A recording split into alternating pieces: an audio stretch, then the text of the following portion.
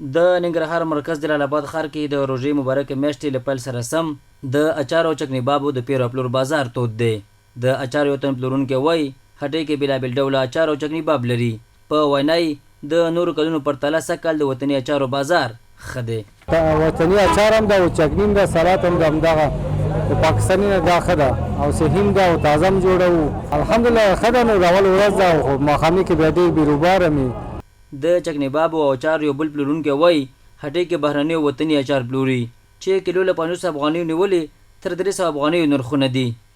او مینوال چې دی د وطني زیات دی ځکه همدلته د وطن کې جوړېږي او ارزان هم دی لږ او ښه دی، پاکوالی نظافت هر څه کې. قیمتونه 50 دي او شپېته د 1.5 سل د 300 دغسې مختلف نرخونه دي. د جلال آباد ښار یو تن اوسېدونکی وایي اچار او چکني باب روژه ماتي کې د دسترخوان د ښکلا یو برخه ده او له هېوادوالو غواړي چې له وطني تولیداتو ګټه پورته کړي. او روژې مبارکه میاشت ده، راغلي دلته وطني اچار اخلو او د خپل وطن تولید ده او ننګرهار د ټولو خلکو نه دا هیله چې د خپل وطن تولید واخلي. ښځه ورته لري سره. د جلال آباد ښار یو بل اوسېدونکی بیا د اچار او چکني بابو له جوړونکو پلورونکو غواړي چې پاکوالي ته ځانګړې پاملرنه وکړي.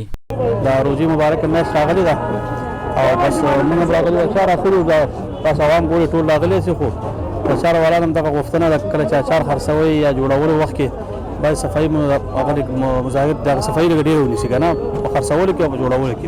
د یادونې وړ ده چې د روژې مبارکې میاشتې لپاره یو شمېر کورنۍ په کورونو کې هم اچار جوړوي چې د بازاري اچارو پرتله پاکوالي ته پاملرنه زیاتوي.